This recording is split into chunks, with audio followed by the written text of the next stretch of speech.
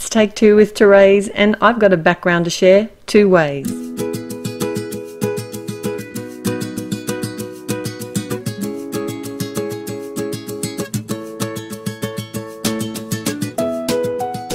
Hi, it's Therese, and I've got two cards to share with you today, showing you how to use a background in two different ways.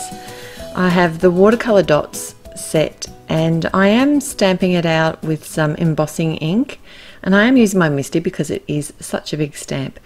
And I've got some Bristol smooth cardstock, and I have prepped my cardstock with the powder tool before.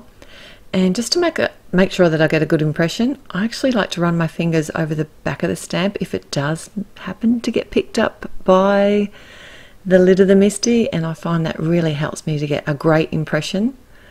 I've got some white embossing powder, and then I'm just going to hit this with my heat tool, and I'm doing this to both of my panels, and they're both cut bigger than what I need because that just gives me a little bit of space to move when I start putting my card together.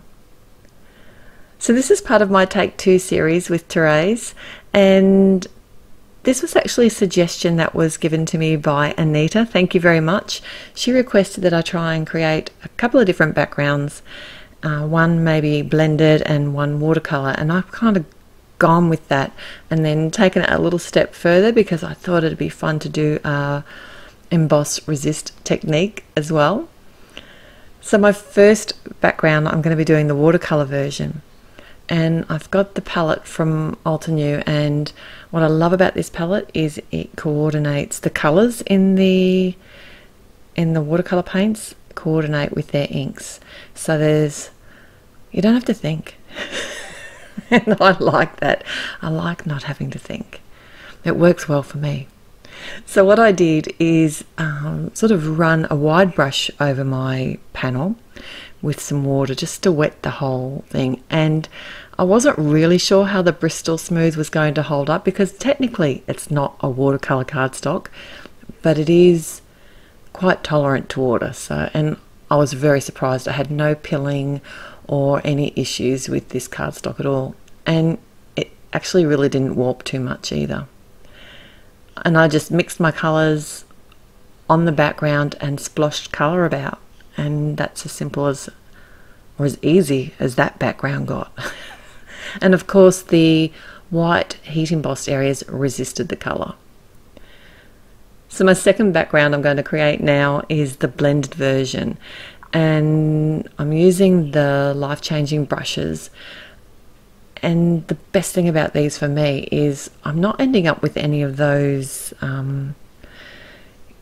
lines or the harshness. I found with the sponges I really had to add a lot of color for me to actually blend the color, although it is easier to blend on the Bristol Smooth than it is on a normal cardstock. And I did sort of an ombre effect on this one, and then I just cleaned my brush on a dirty old piece of paper towel. And I did throw this paper towel out. I know, I've had it for a while. And I did throw this out after this experience with my card making. So for my watercolor version of card, I decided to use the Hug Me stamp set. I haven't had this little fox out for a while, and he's such a cutie.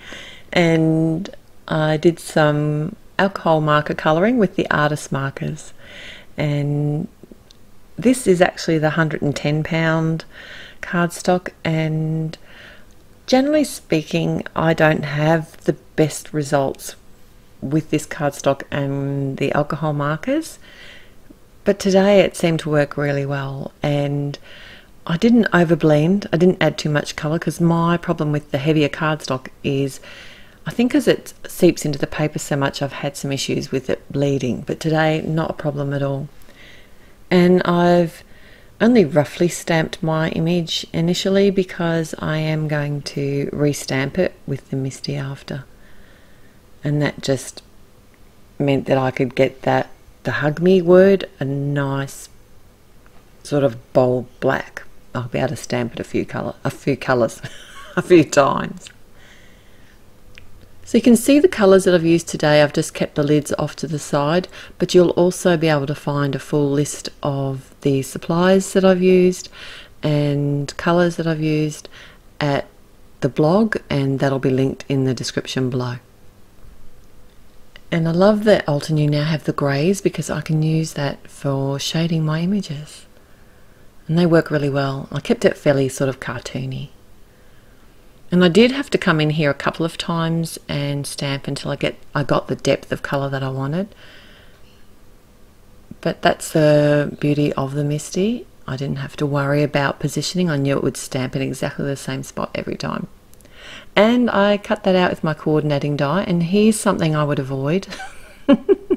So what I did was, I thought it'd be fun to splatter some black ink on the front of my panel. It wasn't such a good idea, was it? And you know why, don't you? Because I didn't think of it initially. But of course the black ink sat on the white embossing, and I did pat it off where I could. And because I knew I had such a big image to go on top, I think I got away with it. And it covered most of the splotches, and the ones that weren't covered, that did annoy me, I used some of the Altenew enamel dots, and I actually used the enamel hearts for this. I thought it went really well with this image, and I'm glad that I was able to keep the black splatters in the background, because I think they did. I thought they looked really good. It's just a shame that they were smudging.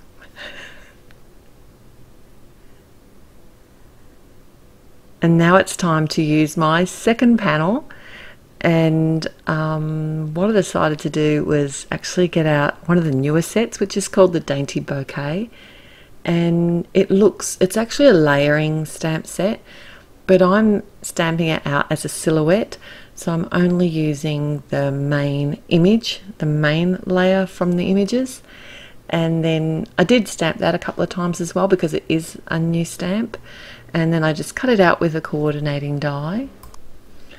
And then I cut a second piece. This is actually a piece of fun foam or craft foam, funky foam, whatever you want to call it. And I've cut the same die. Because this is a really intricate die, I wanted to pop it up, and I thought this was going to be the easiest way for me. So I left the die cut in place, added my matte medium, and then I just sat the die on top. Now I didn't actually add any matte medium to the lower portion of the image, but I'll show you why I did that in just a moment. Now I did set this aside to dry for just a few minutes before I removed it from the actual base. I don't like to leave it too long, because if I've got glue around the edges, I find that it leaves a bit of a funny edge sometimes if it's dried.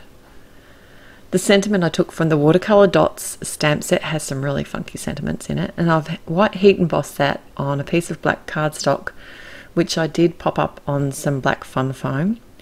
And I've cut down my background panel, so this is my blended ombre version, and I'm just adhering that directly to my card front, and then I can just pop up my sentiment panel. And I'm going to pop the sentiment across the very bottom of the card today. So if you think about it, my sentiment, because it's popped up on fun foam and so is my flower, they're going to be at the same height. And I wanted the flower to overlap onto the black, and that's why I didn't add any glue to that bottom portion of the Dainty Bouquet. And to adhere that, I just used my matte medium again, and also my glue tape. And I was able to attach that to the front of my card. I did have to snip off the little bit of branch that was sitting over the edge, but other than that it fitted perfectly. And I really like how this stamped out with the silhouette version. It'd be nice for a background, I think, like this as well. You know, me and my stamped backgrounds. I love them. Is that such a bad thing? I think not. And of course I had to add some enamel dots to this card as well. So don't forget to like this video if you like it, and subscribe to the channel. It's been awesome having you here today. Till next time, bye.